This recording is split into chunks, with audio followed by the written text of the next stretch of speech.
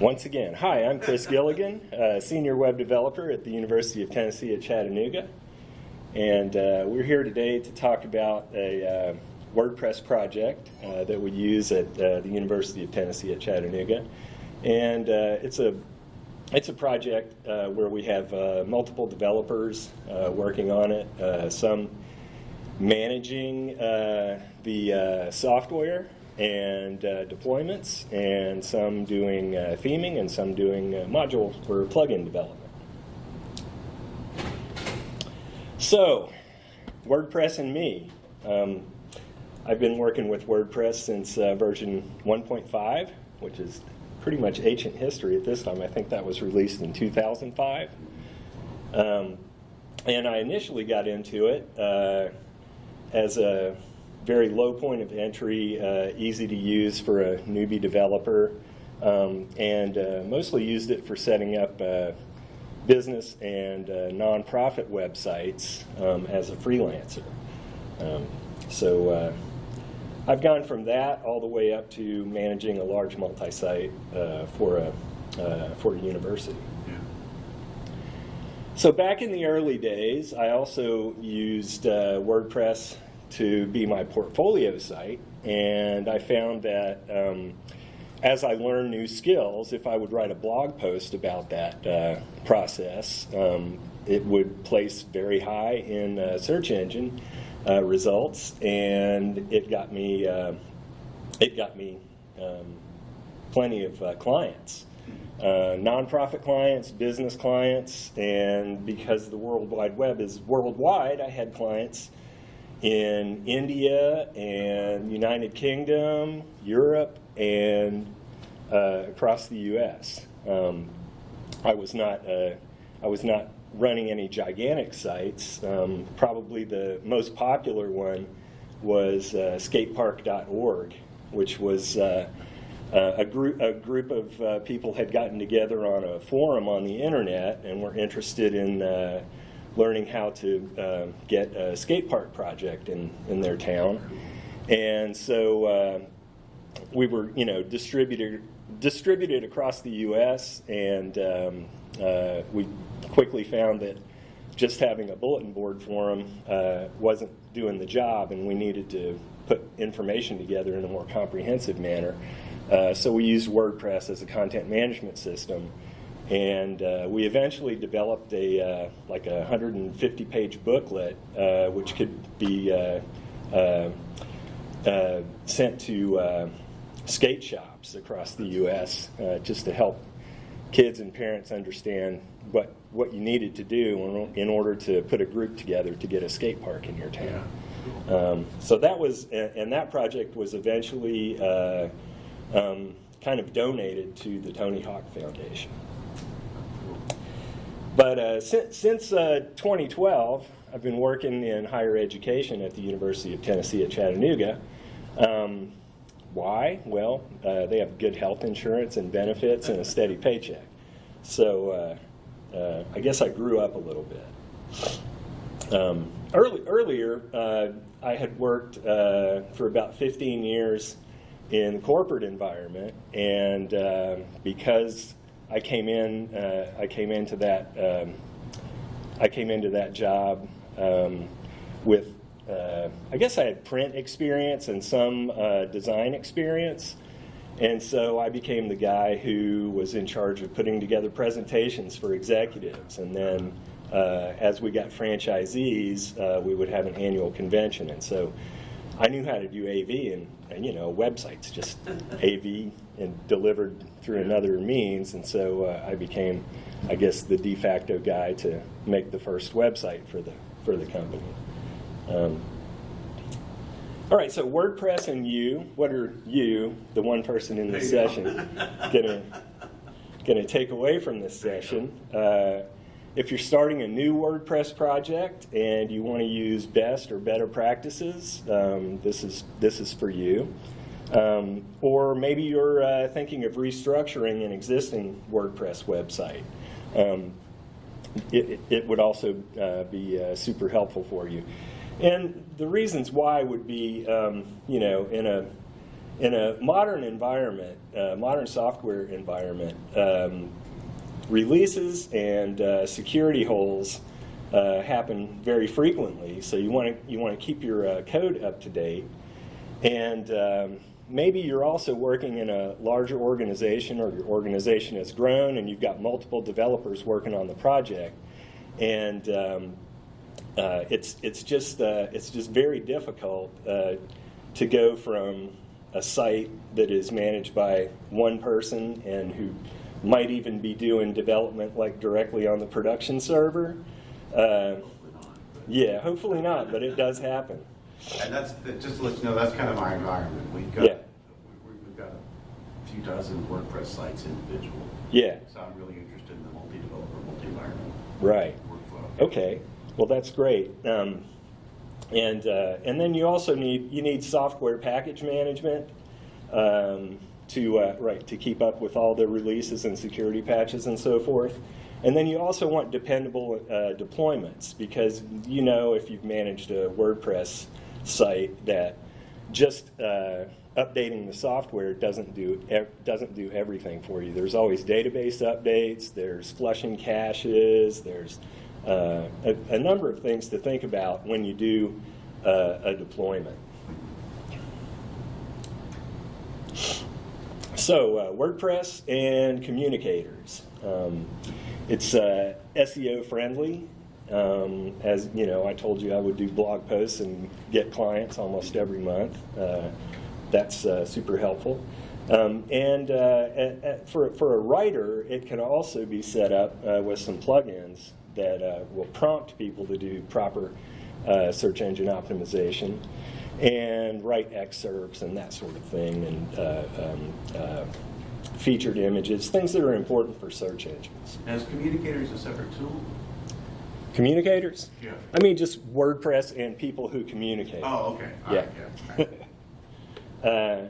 And then it also gives kind of an intuitive news writing experience with text, images, gallery blocks, and so forth. It's very easy. It's very easy and kind of friendly for people who are primarily writers or editors. And then it also provides some no-code design elements. Just in the past few years, that's come into theming and widgets and so forth.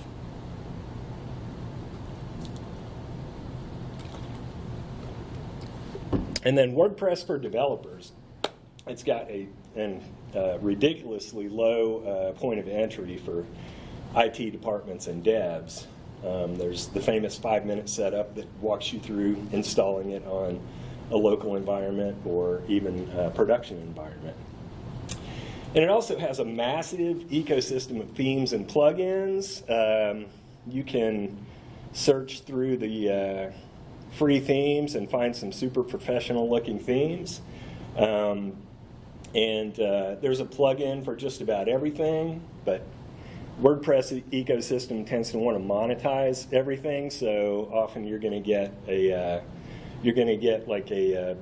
basic plugin that tries to upsell you every time you log in, especially as an administrator, to upgrade to their pro plugins. However, with that low point of entry, you've got a high probability of making mistakes. Just some things that I can tell you have happened over the course of since 2013 through around 2020 that kind of motivated me to restructure the project. Any account with an admin role on the site, like a super admin on a multi-site, can upload plugins right through the user interface. And any administrator on a single site in the multi-site can browse through all the plugins that are available and turn them on. Or maybe even change to a default theme where you want everybody to be using a branded theme in your multi-site. Then also, there's no project history. The project history generally lives in one head, and that's the developer for that site. And so You know, if you're managing a site all by yourself, you pretty much know everything. You know, like how to do deployments, how to upgrade software on the site. You may even know how to go in and troubleshoot with web server logs to see what's going on, or whether you're getting hammered by a certain bot or something like that. And then you also kind of have the history of the project for the custom plugins or custom themes. You've got that in your head. You might remember what you did. But that information, unless you're using source control, and unless you're using Git to know every little incremental change that you've done, maybe you've got a backup file of any file that you've changed. So you might have 3 or 4 different backups so that you can roll back a certain piece of code. But that doesn't really scale, and it doesn't provide the amount of information that new developers coming into the project need, and it doesn't provide you any real way to go back and examine exactly what the state of the project was at a certain point in time. And Git is extremely helpful for that, and especially if you use a tool like GitHub or Bitbucket, you can also go in and look at maybe the issue queue, and issues might be related to pull requests that brought new code into the project. And being able to go back and look at every commit message for every piece, every change that occurred in the project is super important. And then also, unless you're managing a project in a more modern way, you also don't have any kind of version history for the software dependencies, for the plugins and the themes. Maybe a certain plugin is only compatible with another plugin, or maybe you've built some custom code that modifies a plugin. So unless you have that version history, and unless you have a way to constrain dependencies, and when I say constrain dependencies, I mean like maybe you wrote a plugin that modifies another plugin, but your code was targeted for like PHP 7.4 and a certain version of that plugin. Unless you've got the ability to do that, you can cause problems by upgrading a plugin that's not compatible with your theme, or maybe your theme isn't up to date with the latest changes to WordPress core, and just pressing that update in the admin GUI could cause you problems. And believe me, I've broken sites before, and I've had other devs break sites before just by pressing the automatic update. Okay, and so what won't you get from this session? You won't get the very best practices. There are other WordPress developers who are doing this at a much higher level than what this project is going to describe. You're going to get a homegrown project that's open source, and it's 99% free as in free beer. And it's also going to give you an example of a simple WordPress site or multi-site network, and give you a simple strategy for deployment to on-premises LAMP or LAMP server. So UT Chattanooga had a WordPress multi-site that was managed the old way since 2007. And we had a test environment and a production environment, and it was running on pretty solid infrastructure, can handle plenty of traffic. But making updates to the custom theme and the plugins was done by FTP and sheer luck in some cases. Updates to core and plugins were done live in the admin dashboard. So project history included broken deployments, kind of seat of the pants recoveries. Where was the backup for that plugin that we deleted accidentally? Where is that? And then well-meaning super admins had crashed the production site by installing or enabling plugins that were not compatible with other plugins that were running in the site. So in 2021, we had a few new coders, developers come on board, and there was increased pressure to develop and deliver custom themes and plugins. So we knew we needed to modernize our WordPress project and kind of bring it up to a similar level to what we had for our Drupal project, where we had several developers and a multi-environment workflow and automated deployments. Because I had managed the WordPress site for a long time, and I was the one person who was familiar with WordPress kind of as a project, that became my job. So here's a few things that we use WordPress for at the university. It's mostly used for news type blogs, but it's also used for a few other things.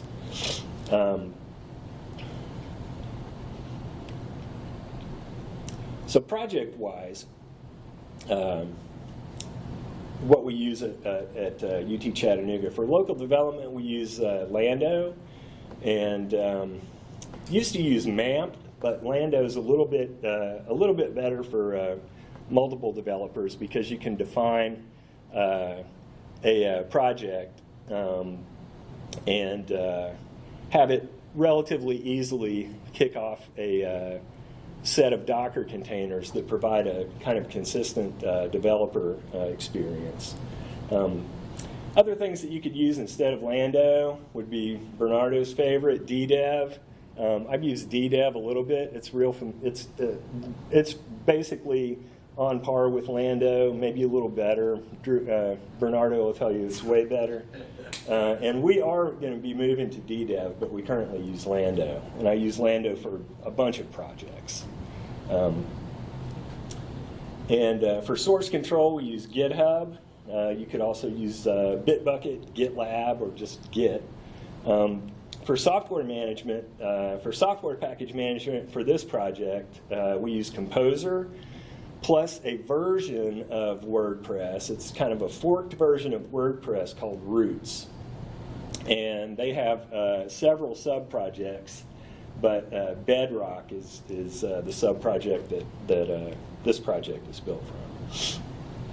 And then for deployment, in our Drupal project, we use Travis, which is a service that provides a continuous integration, continuous delivery platform. But we're moving to GitHub Actions. We're about like 50% on the way to GitHub Actions. In the Drupal project, it was based on an Acquia project template called BLT. And that was started back in 2020, and BLT was kind of state-of-the-art for structuring a project in Drupal at the time, but it's been sunset and it's going away at the end of this year. So that's why we're moving to GitHub Actions. Plus, GitHub Actions actually at the level that we pay for GitHub for our organization, and the amount of build minutes that we'll be using, it's going to be free, whereas we're spending like $150 a month for Travis. But Laravel Envoy is what we're using in this project, and it is a package in Laravel that basically allows you to script out SSH commands. So every task that you need to do in your deployment these days can be scripted, and so basically it's just run one command and it'll go through the whole process of updating software on the test or production system, and pulling in the latest packages from GitHub and Composer, and running database updates, automated flushing of whatever caching system you've got set up, and then even restarting the web servers. So knowing all that stuff that you have to do once a month when you do your deployment is one thing, but being able to script it out and then onboard other developers to be able to do it with a few simple commands is important too. So, taking a look here, this is just a couple of screenshots of some of the things that Roots does for you.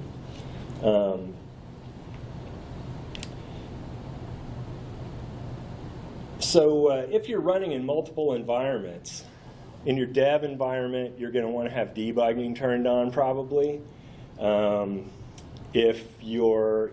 If you have a test environment, it's going to have maybe some different settings that you don't have running in production. Like if you have a test environment that's only available on your internal network, you're not going to need to do things like you would in a production system that gets a ton of traffic, because that's probably going through, like at UTC, all the traffic is coming through a gateway, and so just if you have your Apache logging set up in the default way, it's only going to show that gateway IP address for any request, whereas you're probably going to want X-forwarded 4 headers to come through that gateway, and then you get, when you're looking at your logs and you're trying to figure out why is this, how come the site is slow? Oh, there's a bot that's hammering a search engine on the site to try to bring it down.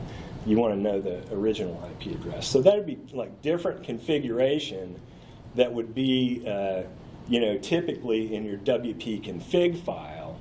And so you're going to want to have different ones for every environment. And another thing that would be different would be like what?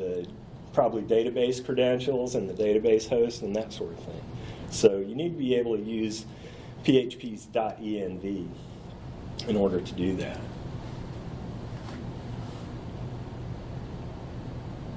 So this is just a look at our local setup. We've also got, I don't know if you can see it, but we have a local no debug flavor of it that turns it on and off.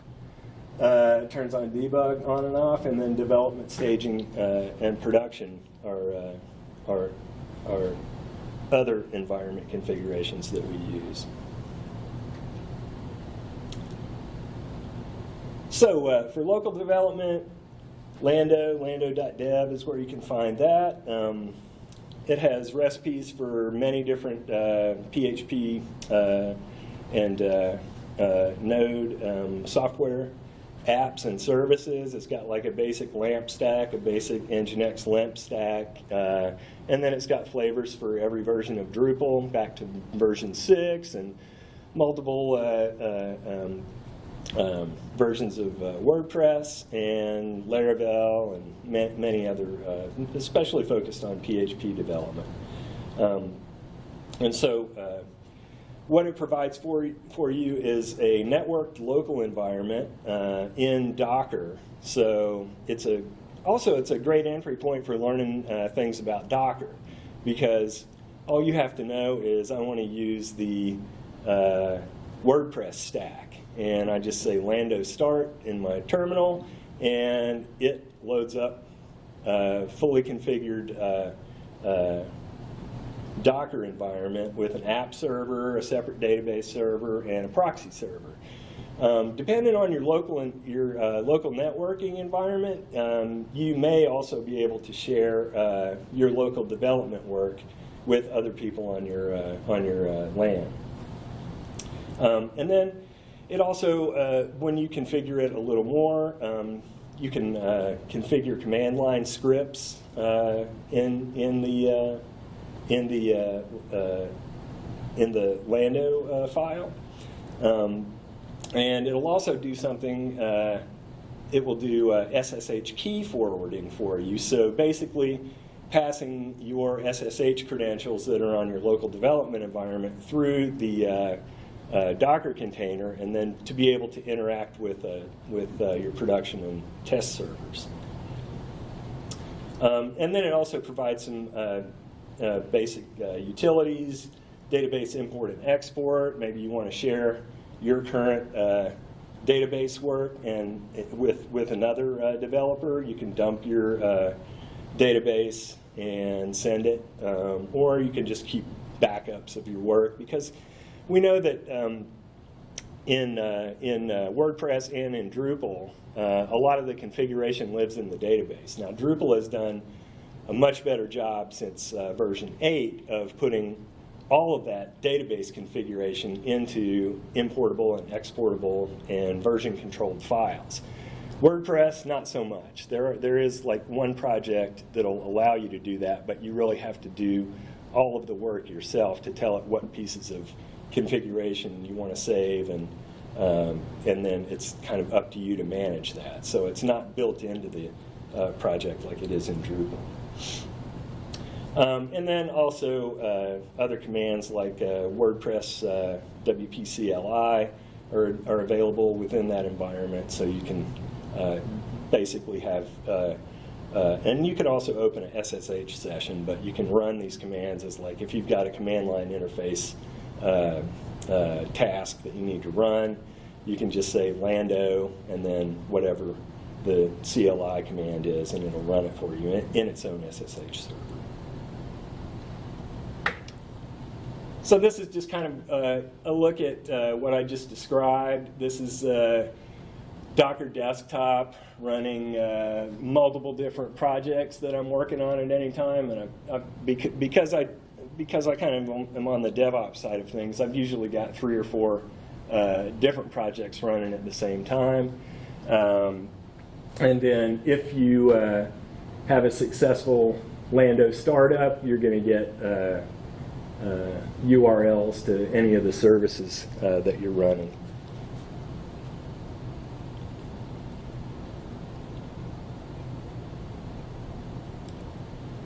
Okay, and then for source control, we're using GitHub, and our organization is UTC Web on github.com. We've got some public repos and some private repos. So the things that we use in GitHub that are super helpful are a README, and generally in the README it's going to have project onboarding information and maybe project etiquette information.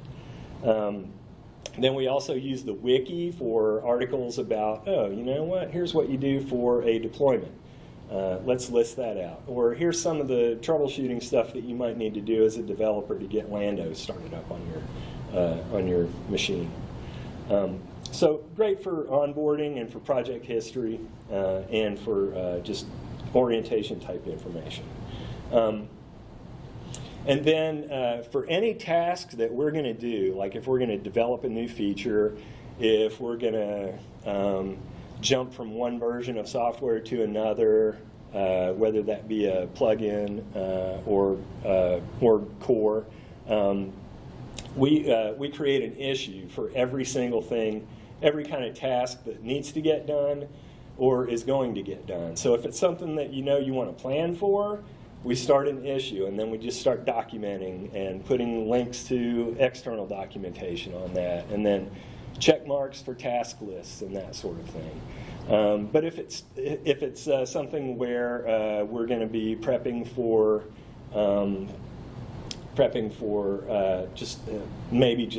we know that we need to update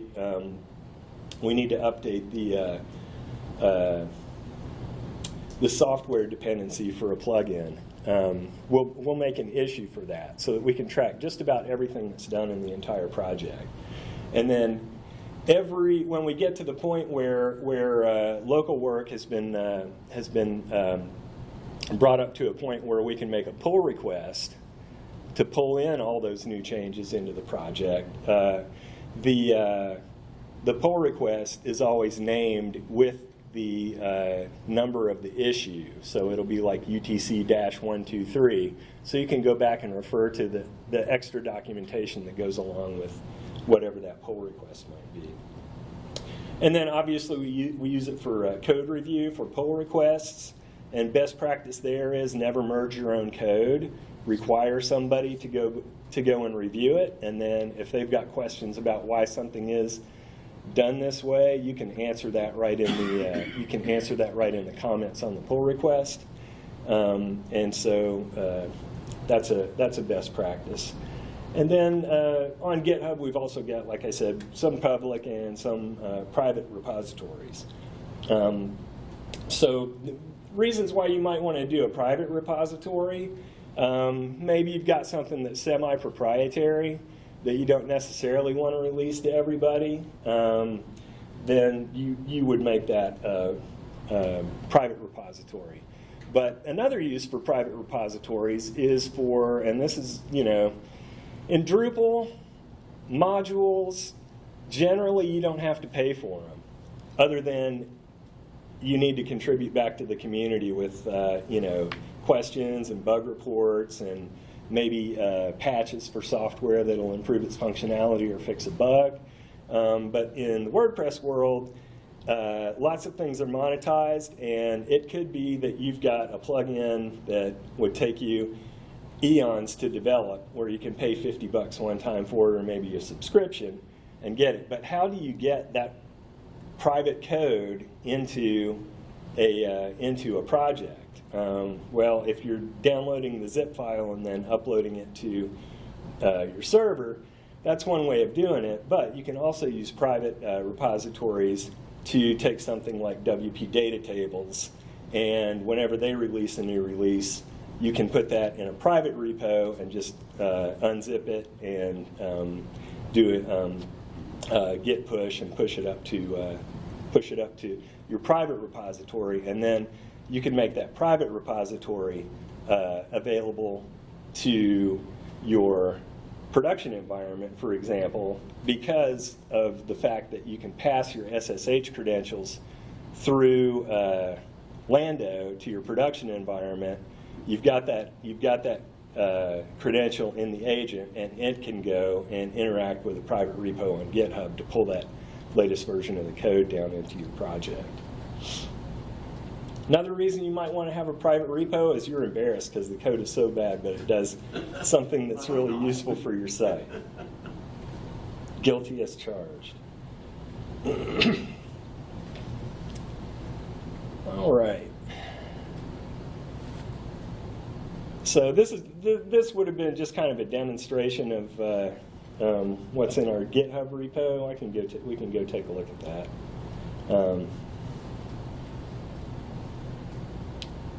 Oh, I might need to sign in. Let's see if I can sign in.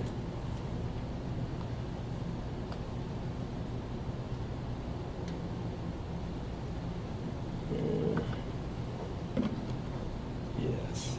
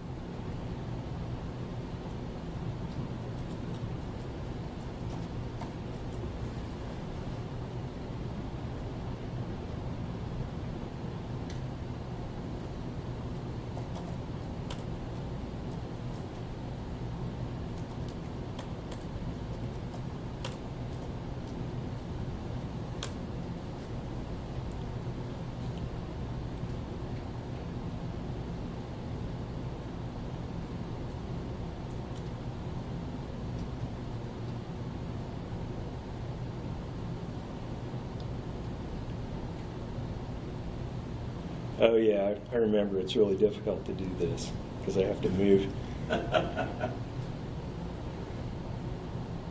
and then try to look over my shoulder.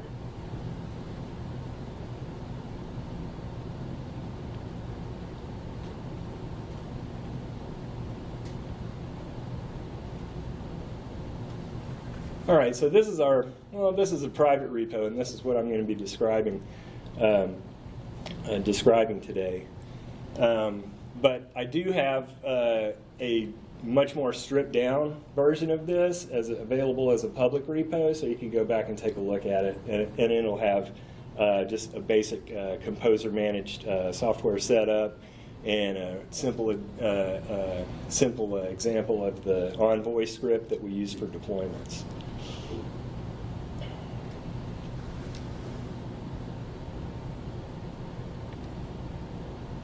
And then Wiki, as I described, this is how we would do software maintenance on the app server, for example. Wiki is super helpful for that.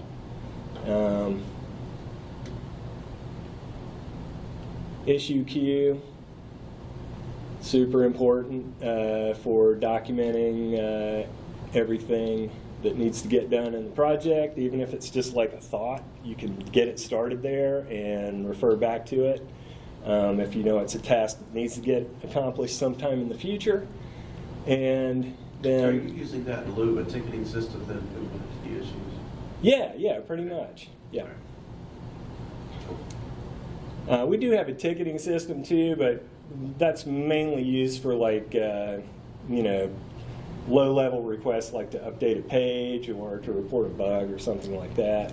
But yeah, anything that a developer needs to know is really in this system. So yeah, that's kind of our issue queue. And then you've also got a record of every bit of work that was done and why.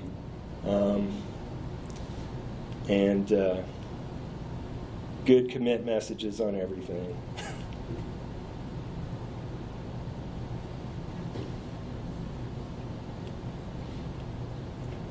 Okay, and I'll try to get back to my other screen. Here we go.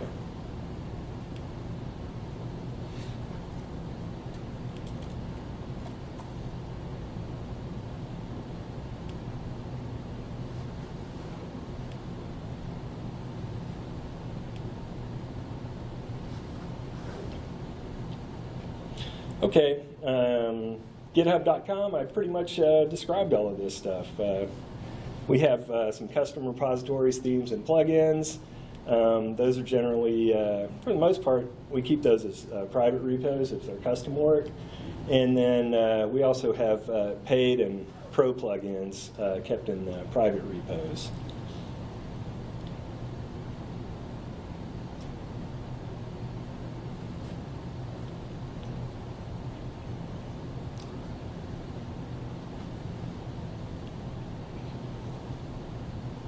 Okay, and then source control. With the source control with GitHub, generally, as I said, you'll keep paid and pro plugins in a private repo. In some cases, like we use Genesis as a base theme for our custom work, you can fork that. You can fork it in request to be a developer on their GitHub repo. And that's pretty easy to do. All you have to do is just ping them in the Slack channel, and they'll do that for you. And then because Composer at packages.org provides all of the or wpackages.org provides all of the open source themes and plugins. You needed a way to get that custom code from GitHub managed by Composer, and you can do that a couple of different ways. There's a PHP project called Satis, S-A-T-I-S, that allows you to maintain kind of a private software repository. But if you don't want to bother with that, and you only have a couple of private repos that you need to put in, you can define those as custom repositories in Composer, and then connect those up to the GitHub project.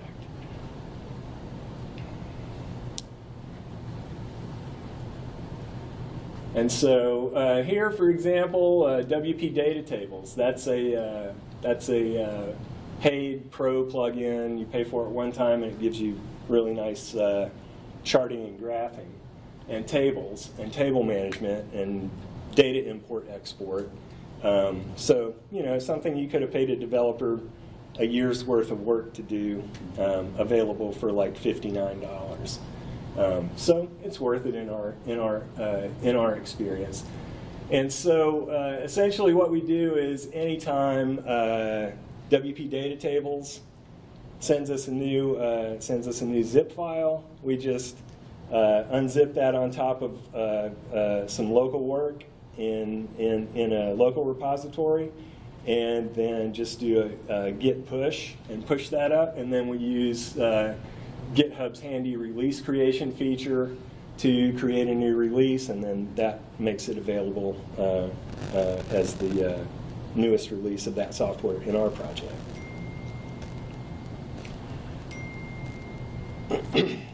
So PHP Composer, it's a software repository. If you don't know what a software repository is, you haven't been working in open source for long, because every Linux package is managed in one or more software repositories. Basically, what a software repository does is it provides a canonical version of software, so that you're not downloading some JavaScript package off of somebody's website and keeping that in your project for years and years, and then going back to that website 10 years later, and it's been taken over by a malicious actor that's providing a malicious version of that JavaScript. So it's a canonical, one place where this is the official latest release of this software, and it can get, occasionally that's been corrupted and taken over by bad actors as well. But it generally gets figured out pretty quickly if there's a security issue with a package, because so many people are using that one single source of truth for that package that somebody's going to figure it out very quickly, because hopefully everybody is at least testing software in a online environment before it goes into a production environment. So packages.org is where general PHP packages come from, but wpackages.org is where you can get a mirror of the latest versions of software for WordPress themes and plugins, and all the open source assets are there. The only tricky thing that I've found with it is that I'm not sure how often it runs its updates to go and pull packages, but occasionally I'll see that a package has a newer version on WordPress.org, but it hasn't been pulled into wpackages. But it offers, if you go and look at the listing for that package, it has a little recycle symbol, and if you hit that, it'll go and request that package from WordPress.org. And then custom repositories, and I've kind of described that, how you can keep your themes and plugins in a private repo.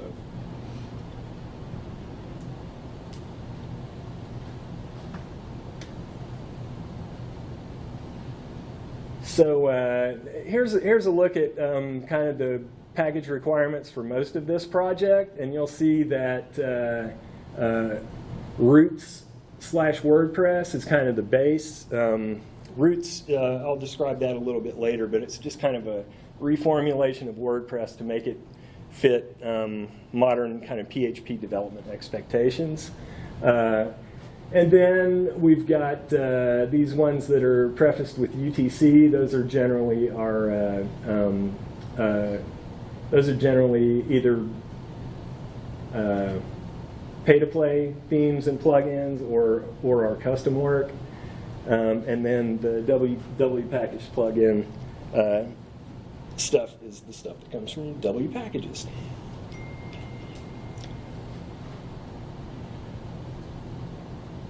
Okay, and then for defining, like I said, under the repository section of your composer.json, you have to manually define your custom repos.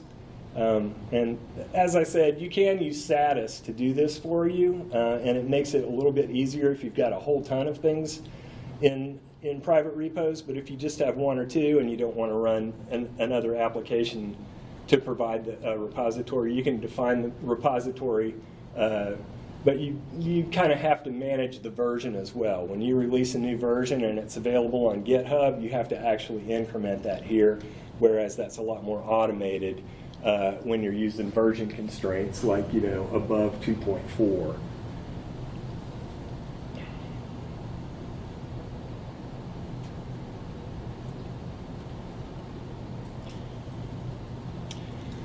Just to look at a release, and Weston, one of our developers, has made a change to our theme and released a new theme. Or no, that's the IT system status theme. Yeah, that's another thing that we use WordPress for, is a blog that gives the IT system status. What things are up, what things are down, when are maintenance scheduled,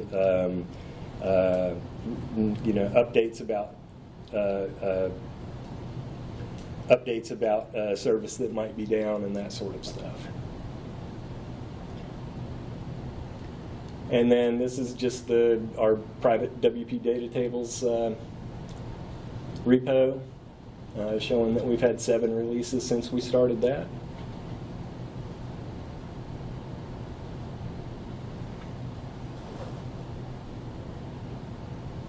And then just to reiterate, managing those pay-to-play plugins, you have a local project. You unzip the latest zip file on top of that. That creates changes in Git, and then you can just commit those and push those up, and then make a new release in GitHub. So you got to jump through a lot of hoops, but once you start doing this, there's a reason for it. And that reason is to track absolutely every change that happens to the project, so that it can be communicated to other people who are getting onboarded, and also so that you can refer back to it when you have a problem or you want to know why something was done.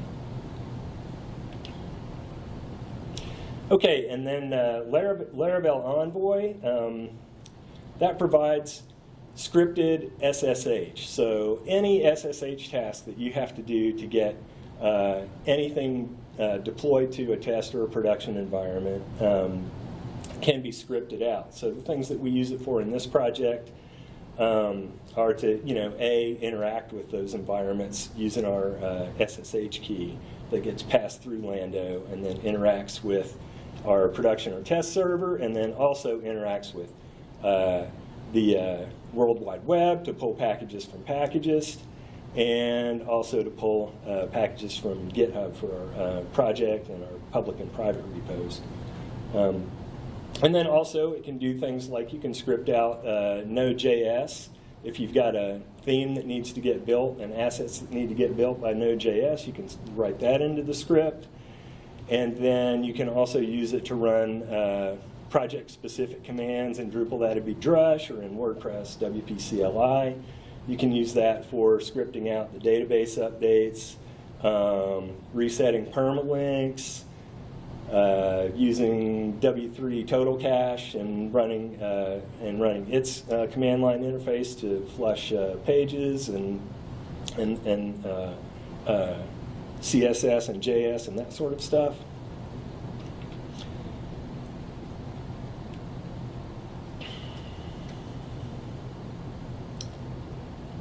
And so that kind of, it gives you a way to do versioned releases, and what it looks like on the test or the production server is public HTML is a symlink to a timestamped release, release folder that has all of the project files in it. And the project files, like I said, have been pulled from GitHub and Composer. And then that's the software stuff, and then things like WP uploads, that's in a shared folder. So you might have a couple of front end web servers in front of, and then having its anything that needs to be from a shared environment is in a shared folder, and releases are somewhere in there as well. Or releases are on the same level as public HTML would normally be, but there's a symlink back to a release. So that gives you the ability to know when those things were deployed because it's an automated timestamp, and it also gives you the ability to roll back. There's an automated single rollback in our project, and I've used that 1 or 2 times. But what I pretty frequently use is more in the test environment. If somebody needs to go back to what the project looked like at a certain time, you can just symlink back to like up to 5 is what we've got defined. You can have as many release folders as you want or as few as you want. We just keep 5.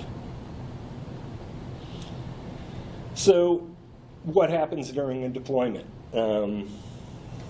First thing is the SSH to the server, and then it runs a git clone to clone the main project down, and then it looks at its composer files and runs composer install to install all the canonical version of every piece of software in the project.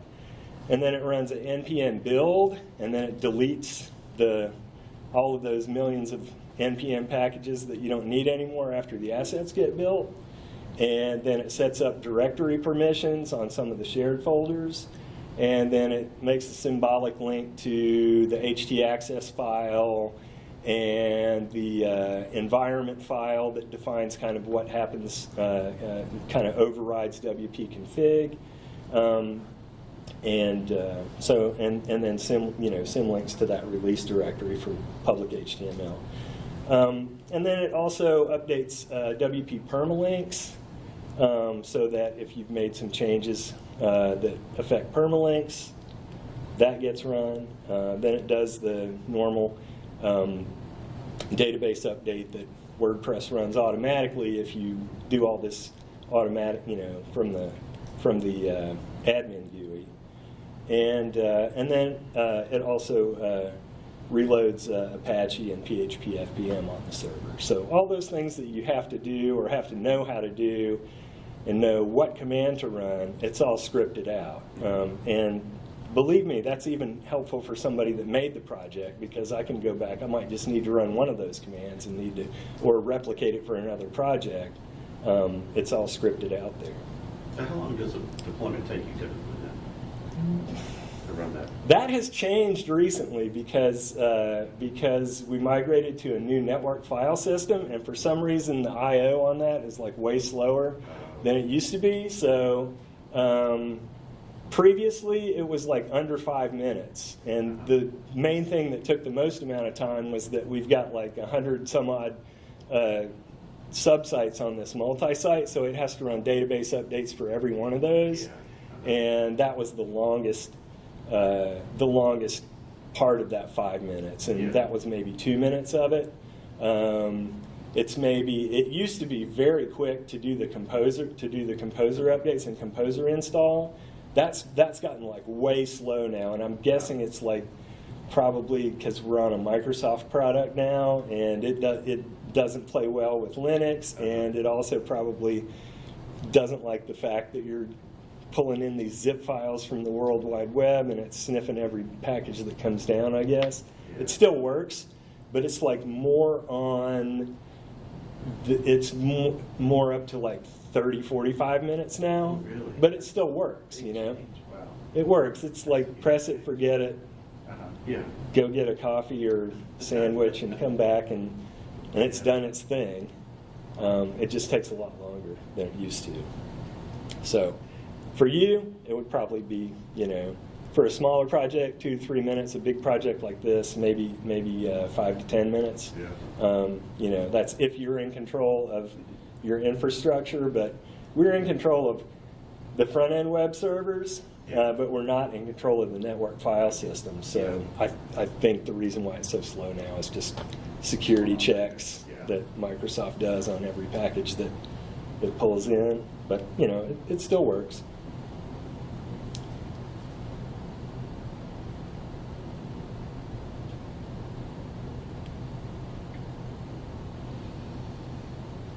I think this is just a look at a snippet of part of the Envoy config.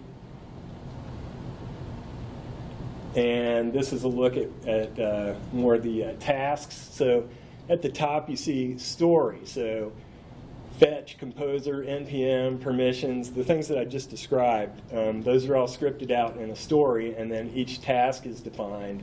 And those tasks can have variables in them, which is super helpful. And then they're just generally command line interface commands.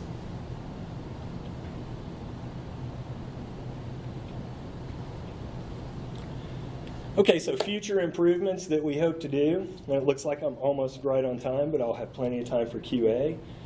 Future improvements, I would like to do composer.json in all of the custom projects that we have, because in some cases those have dependencies that need to be pulled in as well, and it would be better to get those from Composer than it would to have them stuck at a static point in time like they are right now. And then configuration management, there is a plugin called WPCFM, and I've got that as an issue in our issue queue to start using that. And what that does is it gives you configuration management for things that live in the database only. It gives you the ability to import and export those, but from what I've seen, it's not as comprehensive as it is in the Drupal community, where since Drupal 8, you know, everything is under configuration management. And configuration management is a little bit of a headache for new developers to deal with, but for somebody who's got to maintain a software project over time, they're super helpful. Just because, you know, every piece of configuration lives in the database. And in the Drupal project, for the most part, that does a number of things. When a developer is working on a new feature, a lot of the work is going to be done, especially in Drupal, in the admin GUI, and then that configuration gets exported, and then you can put it under version control in Git. And as part of your pull request, it might be a Composer requirement for a new plugin, but then you've got all this configuration that's associated with that. And you know, Drupal does a very good job. It was a rough thing to learn originally, especially when you have multiple environments and you have to have different configuration in each environment. But in the long run, it really makes the project run a lot smoother. And there are some things that can be changed in production, like maybe you've got a context to set a certain footer on a number of pages in the site, and so that's something that needs to get into configuration management. So generally, we will do that in production, something that's that simple, and then export that one piece of configuration and then put it into a formal pull request so it gets pulled into the project, and then that configuration doesn't get erased or overwritten when it's deployed later to test or production. So that's something that I would also like to do with this project, because there are certain things like multi-site network settings, which would be nice to have pinned down in configuration, and then there's some network-wide plugins, and I'd like to have those all kind of managed with configuration management. And then there's some individual, like there's some important blogs, right? There might be a blog that a teacher uses and updates once a year. Not so big of a deal there, but if you've got if you have a blog that has multiple administrators on it because they need to be able to write to menus and make some administrator level changes that only that role can do, they're going to go and poke around and see what's available on that site, and they're going to make changes. So I'd like for the important blogs like our news blog to have a lot of the settings managed under configuration management. And then I'd also like to replace Laravel Envoy. Why? Because it's not as reliable, and it's taken, and these days it's taken longer. And it worked great at first, but it's not working as well for us anymore. And because we're migrating our deployment in our Drupal project to GitHub Actions, and we're working with like a professional set of developers to do that. I don't really know that much about GitHub Actions, but I'm sure learning a whole lot about it from the Drupal project, and that's going to kind of provide a template for us to change that.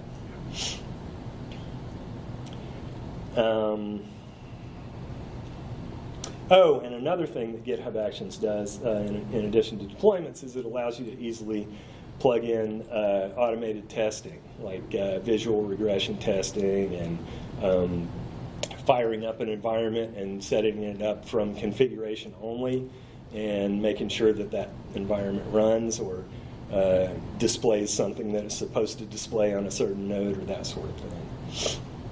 So, and again, that's another reason why I'd like to get more configuration management into the WordPress project, so that you could have one blog configured and set up, and then have an automated test go check and make sure it gets a 200 response on that page, and you know, within just a ephemeral environment that GitHub Actions fires up, to check that and maybe do some screenshots. Okay, thanks. That's the end of the almost hour, and That's good. the presentation, if you want to download the presentation, it's available at my website at that address, because that was presented earlier at Higher Ed Web 2023. And then UTC Gilligan is my GitHub handle, and you can find the kind of boilerplate basic version of our project at UTC Web on GitHub. Cool. All right. Big.